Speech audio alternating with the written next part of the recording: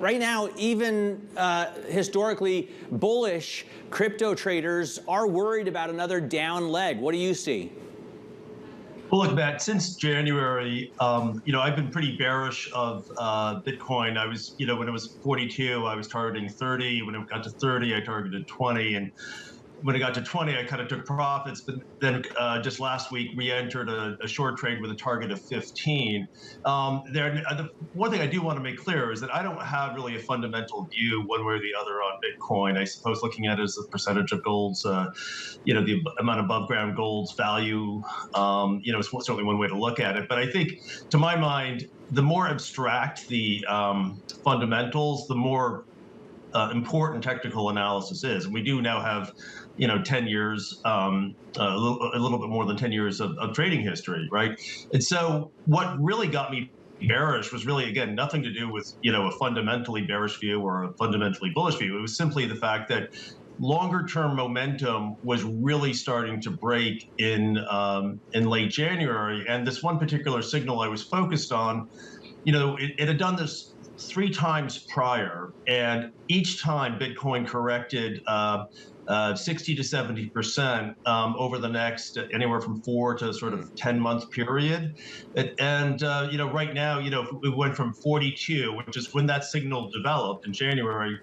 That would bring you down to about 15,000. But I actually think there's a chance. And do you buy there? Do you buy there, Mike? I remember when it went from 1,000 to 75, and people said, this is the end. Then we went, of course, to 17,000. When we dropped from there to 3 grand, everyone said, this is the end. Then we went to 65,000. When we dropped from there to 20, you're saying 15. Do you get in there?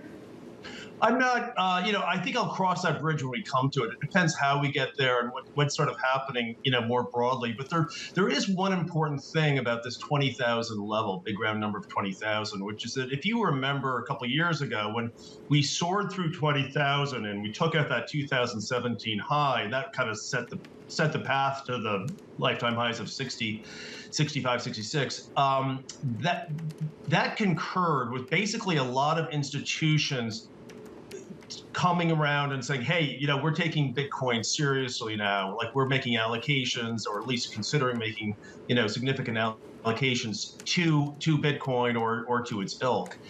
And I guess one of the problems I have right now, just in terms of flows coming into Bitcoin, is that what we've learned over the last year is that Bitcoin hasn't been uncorrelated. It shares a reasonably high correlation with the NASDAQ or the broad, other risk assets. And so I really question, since it hasn't demonstrated its ability to be uncorrelated, I question whether institutions are going to come in and say, hey, if it gets to 15 or gets to 17 or 18 or 12, whether they're going to rush back to committee and say, hey, here's a dip we can buy. Because the thesis back 3 years ago, I think, was generally that, hey, this is an uncorrelated asset. It can be an inflation hedge. It's a, well, let me hop in here. Speaking of uncorrelated assets, let's put this into context of the Federal Reserve here. It's all about rates at the moment. How do rates and crypto correlate or don't? Well, I was just early this morning, if you look at the NASDAQ, that has a pretty clear correlation with rates, and Bitcoin has a pretty clear correlation with the NASDAQ here, right? And so I think if you've looked at a lot of stuff that really got inflated, post-COVID shock in the spring of 2020, with this massive, suppression of interest rates, massive dovish pivot from the Fed, you looked at ARKK, a lot of speculative tech stocks going to very, very aggressive levels. Well, Bitcoin was also part of that as well. And so I think it is going to be very vulnerable to Fed hawkishness. And the one issue is that because it's, again, I come back to this thing that it hasn't demonstrated its utility as an inflation hedge. So I question, if you really just need a levered play on the NASDAQ, well, there's a whole lot of ways to do that, right? And I think the question about how you really value Bitcoin at 15,000 or 10,000 is going to be really, really problematic. But wait, Kriti, so Michael, if you are saying that it's not doing its job as a leverage play or even as an inflation hedge, then what do you actually do with Bitcoin? Do you just not buy it, or do you actively short it? We got about 30 seconds here. Well, to answer your question succinctly, I'm short it, but again, I'm looking really at technicals here.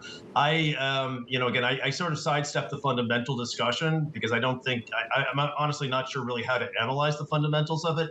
So I kind of just look at it. It's an important asset, but what's clear is that downward momentum from a longer term perspective is very bearish right now, and so I'm just kind of riding that trend.